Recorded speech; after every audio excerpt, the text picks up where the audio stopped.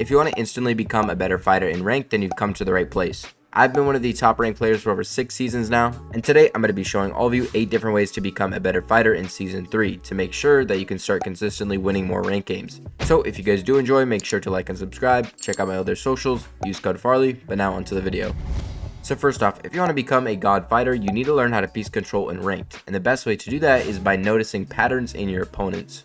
So in this first fight we're going to go over right here, I'm on top of the first order base trying to get some loot, and then another player is going to glide up behind me. When I see this player gliding, I'm going to choose not to shoot, and I'm going to wait until the right moment to get some opening damage. And then when I see the player jump in the air, I'm going to hit him for about 90 damage with my pistol. After getting that big beam of damage, I'm going to start to close the distance and apply pressure. I know that the new guns bleed through builds a ton, so I'm just going to spray while this player's popping his minis. Also, by the way, don't build in wood because you're obviously going to get your builds bled through. And obviously after I crack the player, I'm going to start to approach his box. But when I'm approaching this player's box, I notice that the back wall is open. So that means since he's weak, he's probably not going to try and double it in front of me and fight me. He's probably going to backpedal and create space. So I'm going to fight the player where he's going to be and not where he is at the moment. So I'm going to jump over his head, and then I'm going to pre-piece that area, get a cone, so that when he walks into that area, I can double at it when he's not expecting it, and I'm able to pump him and pick up a quick kill. So make sure if you want to piece control your opponents, you do this. Now when fighting in ranked, everyone you fight is going to have a different playstyle, but the most common player that you run into in ranked is the super aggressive player that's always trying to jump into your box. So let's show you all a quick example of how to fight against an aggressive player. So to start out this fight, I'm going to see this player in front of me with a TIE fighter. I know he has the medallion, so I want to fight him so I can get the medallion. So I'm going to spray his TIE fighter to get his attention. He's going to turn around. Another thing when you're fighting TIE fighters, look to find cover before you even shoot at them so that when they turn around and try and jump you, you're not going to take a bunch of damage. Me doing this is going to now force the player to now jump out of the TIE fighter and then come and fight me. But I wasn't sure if he was going to get back in, so I get in my car and I bait like I'm going to run away. Then the player will then get away from the TIE fighter. Now I know it's safe to get out and I can start to shoot at him and get some opening damage. And when he outdamages me, I instantly look for counter damage so that now we're both at around the same HP. Now when I push this player, he's going to box up and brick, and I'm going to start to apply some pressure to try and steal his roof. But I realize I need to med up, so I build in wood and I start to pop my minis. And when the other player realizes this, he's then going to shockwave on height above me. And when he shockwaves in the air, I'm able to hit him for a few hits of damage. And then I'm going to make sure to create a 2x1 of space so that if the player tries to jump in, I have time to react. Now when the player instantly starts to spray in, I know he's super aggressive and I know he wants to jump into my box. So I don't want to stay in this box anymore. I want to create space so I have time to think. So I'm going to flip the cone in front of me, and then I'm going to edit out to my left, and then I'm going to turn back and hold the wall so that he can't jump in. After I did this, this other player thinks I've moved into the box to the right, so now he's going to start to spray in. But what I'm going to do is I'm going to turn around and look back at him. This is going to surprise the player. He thinks I'm in the other box, but I'm looking at him. I'm able to then pump him, crack him, get him super weak, and then pump him a second time, and then pick up a quick kill. And after I pick up that kill, I make sure to create space so that if a third party showed up, I had time to react. Moving on now, let's talk about the biggest issue that everyone has to face in ranked, and that is third parties. Now, if you do want to avoid getting third party, you need to learn how to never be greedy. So to start out this fight right here, I'm driving around and this other player is going to start to shoot at me. So I'm going to start to shoot back at this player and we're both going to get into a build fight.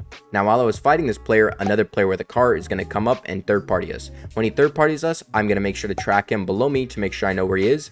And then when he side jumps onto my wall, he's going to obviously try and take it. So what I'm going to do is I'm not going to edit the wall on the left where he is. I'm going to edit the wall on the right. That gives me a right hand peek versus the other player so that he can't see me, but I can still do damage at the same time. After I hit this player for 50 damage, he's now forced to take a break. Now while we're taking this break, the other player that I was fighting earlier is going to now third party us in this fight. Now while all 3 of us were fighting, the train below us is going to pass by. And since I remember we built all over the train tracks, that means the majority of the builds that we're standing on are probably going to be broken. So I know if I drop down while they're fighting, I could probably chop everything out, and that's what I do. I just spray this wall right here and this ramp, and I'm able to drop all of them down. When this happens, I'm then able to spray the player on the right and get a bunch of damage, and I'm going to start to push him. Now while I push him, notice how I move around the right side so that the other player couldn't look at us if he was. Now since this player was popping his minis and I know he's pretty weak, I'm just able to jump into his box and I'm able to kill him. And since I'm in this other player's box, you'll notice all of these metal builds are his. And this other player is right next to us. So I need to make sure that I break out and instantly look at the other player so that he can't rush me.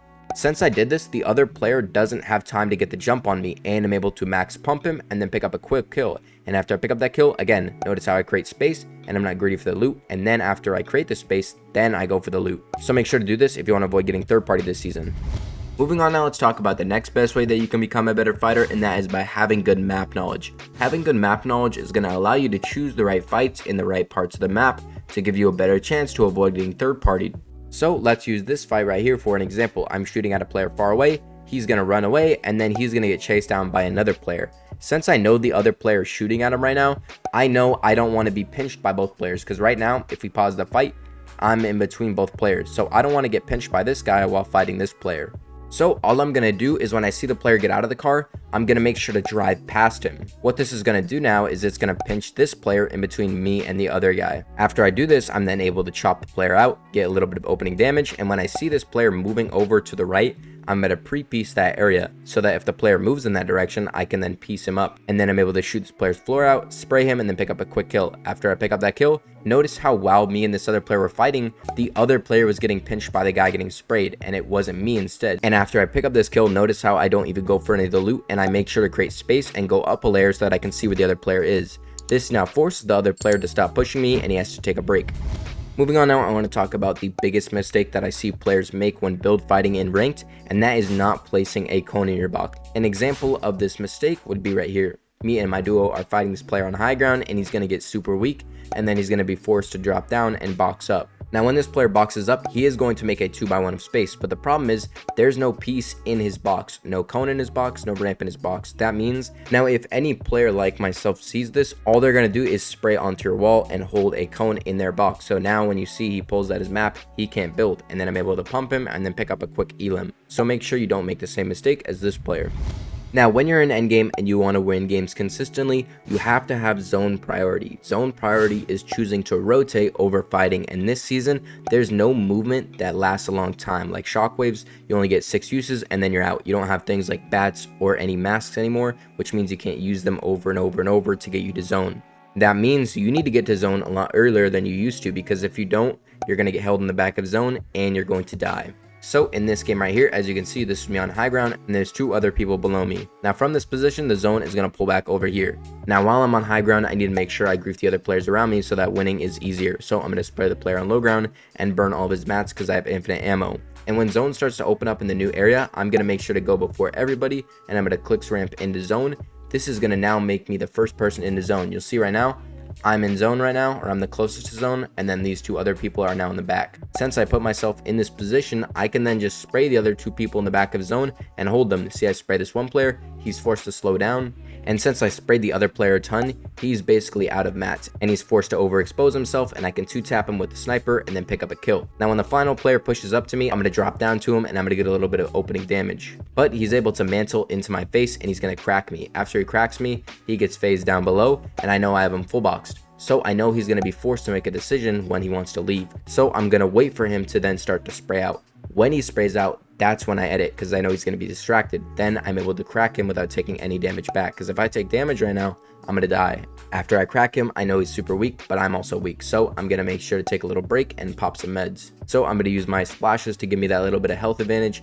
Now I know I have the health advantage going into this fight, and then I'm going to build at an angle to allow me to just jump in the air, pump the player, and then pick up a simple win. So make sure to win games consistently, you always rotate and have zone priority over fighting. Now before you even get to endgame, to win games consistently, you have to play for a win condition. Win conditions are going to give you an advantage over the rest of the players in the lobby, and that's just going to make winning a lot easier. Now an example of getting a win condition could be right here. I'm flying around in a TIE fighter, and I notice the medallion is near me. If I want to guarantee a win this game, I'm going to fight for this medallion so that I have an advantage over the rest of the lobby, because then I'll have the medallion and the mythic AR, which if you don't know, is probably the most broken item in the game right now. It bleeds through builds and it does an insane amount of damage. So when I see the player with the medallion pushing over to another player, I'm going to third party them and grief them.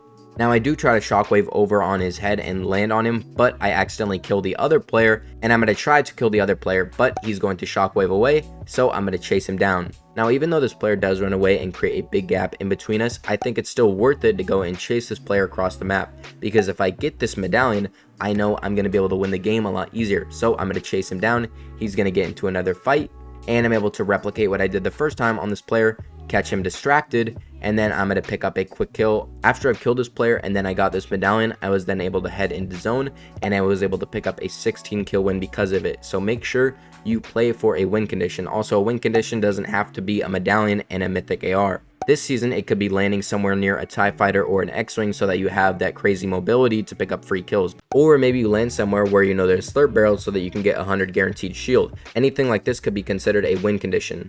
So make sure to have a win condition if you want to win games consistently. Now the next and final best way that you can become a better fighter and consistently win rank games is by griefing the best player in your lobby. Now right here in this game, for example, I'm going to pick up 2 kills. After I pick up these 2 kills, another player is going to push me and he's going to try to shockwave into my box. When he does this, I decide to then shockwave away so that I can see him, and I noticed he's wearing the same skin of a guy I was fighting earlier that I know is pretty decent, and I knew that the other last player wasn't that good.